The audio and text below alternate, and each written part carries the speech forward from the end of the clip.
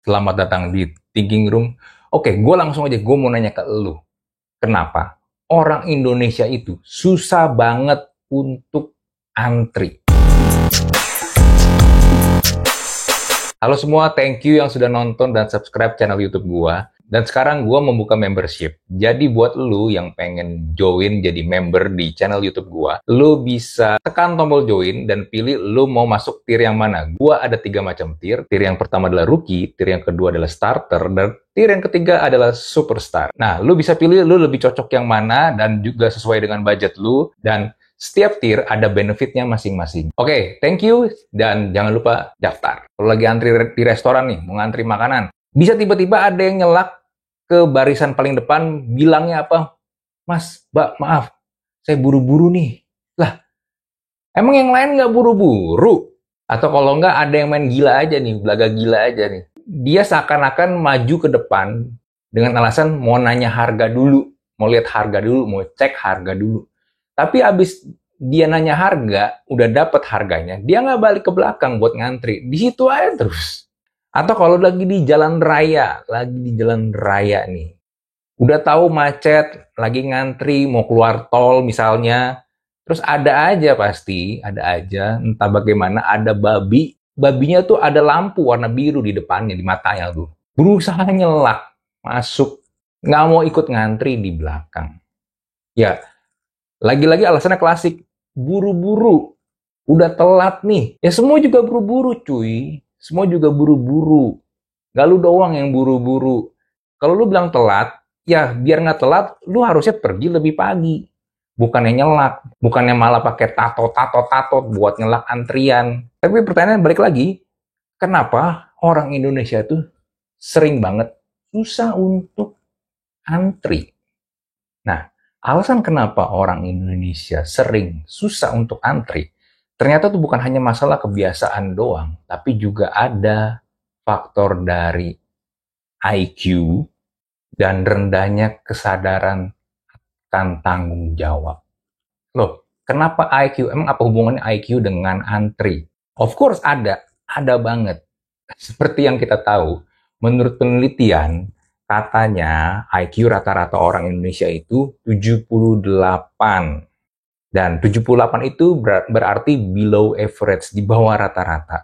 Nah, kalau IQ rata-ratanya aja 78, berarti ada orang-orang yang IQ-nya tuh di atas 78, tinggi banget, di atas rata-rata, atau malah mungkin termasuk kategori jenius.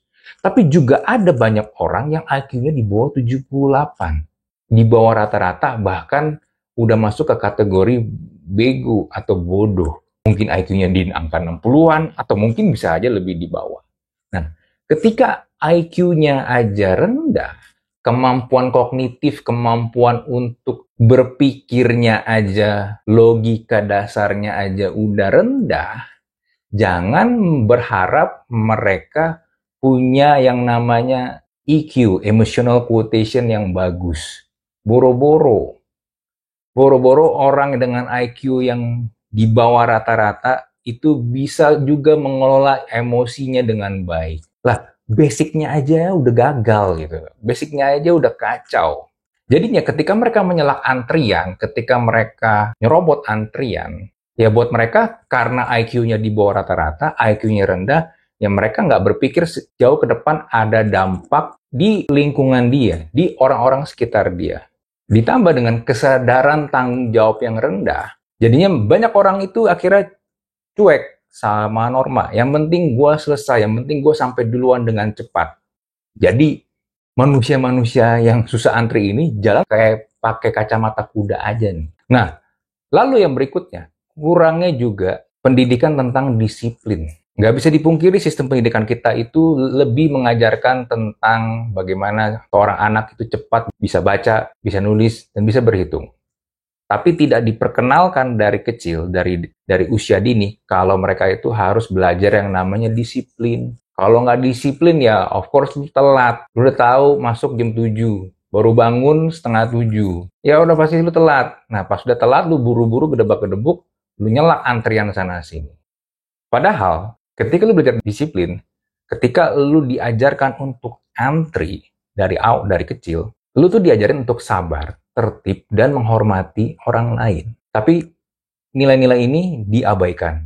Di rumah diabaikan, di sekolah juga diabaikan. Jadinya yang penting cepet-cepetan aja.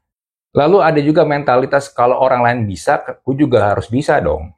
Fenomena ini dikenal juga dengan sebutan social proof negative. Kalau ada satu orang nyerobot antrean, nggak kena tegur, yang lain pasti bakal mikir, oh dia boleh nyerobot tuh, nggak ditegur, ya udah gue ikut nyerobot juga. Dan yang lain yang pada awal yang ngantri akhirnya ikut nyerobot semua. Semuanya ikut-ikutan.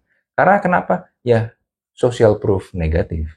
Dan akhirnya ini jadi kebiasaan. Lalu juga kadang ada faktor rasa takut kehabisan, apalagi kalau barang-barang yang katanya sudah dibikin marketing campaign-nya sedemikian rupa, kalau barangnya limited, kerjasama antara satu brand A dan brand B, wah orang lah udah tuh dari sebelum tokonya, sebelum mulai buka pun udah ngantri panjang. Awalnya doang ngantri, tapi biasanya tuh chaos. Dan faktor yang terakhir ini menurut gue juga sangat sangat krusial, yaitu faktor penegakan aturannya itu ya gitu sih.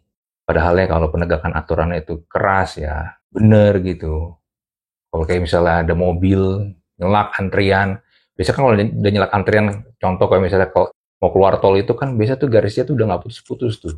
Nah harusnya kalau garisnya udah nggak putus-putus dan dia nyelak di situ, harusnya dia kena pelanggaran, harus dia kena tilang. Tapi ya gitu deh, tahu sendirilah ya. Nah, lalu solusinya apa? Gue kan sering banget ditanyain solusinya apa, jangan cuma ngomong doang. Jangan cuma ngeluh doang. Jangan cuma ngomongin masalahnya doang. Oke, solusinya sebenarnya lu juga udah tahu pasti. Dan gue kalau tiap kali ngomong solusi pasti bakal klise. Karena masalah-masalah yang ada di Indonesia ini, masalah-masalah sosial yang ada, masalah hukum yang ada, dan hampir semua masalah yang ada di Indonesia itu sebenarnya semuanya klise. Tapi hampir tidak ada yang mau melakukannya. Nah, kalau untuk masalah kenapa orang Indonesia susah antri, apa solusinya? Ya solusinya ya tadi udah gue sebutkan, lu edukasi sejak dini anak lu kasih tahu kalau antri itu berarti lu belajar untuk tertib, belajar menghormati orang lain, dan belajar disiplin. Tapi anak lu nggak akan bisa seperti itu kalau lu nya juga sama-sama kayak tai, nggak bisa ngantri. Lalu ya kasih teguran yang tegas, kasih hukuman yang tegas juga kalau emang benar-benar melanggar, apalagi kalau di jalan raya. Dan lalu yang terakhir ya lu harus kasih contoh.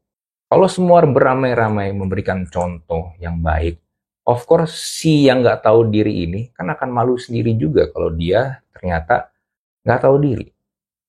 Dan kabar bagusnya, sebenarnya untuk antri-antri seperti ini di Indonesia tuh sudah jauh lebih baik dibandingkan dulu. Walaupun tetap aja masih ada satu atau dua orang yang kelakuannya kayak bangsat aja, yang suka nyelak antrian. Tapi berapa kali gue juga lihat, akhirnya orang-orang yang ngantri beramai-ramai memberikan hukuman atau sanksi sosial ke orang yang mau nyerobot. Itu yang harus dilakukan. Oke, ada pertanyaan atau ada cerita atau ada keluh kesah atau apapun itu, lu boleh langsung tulis di kolom komen seperti biasa. Kita jumpa lagi di Thinking Room episode berikutnya. Bye.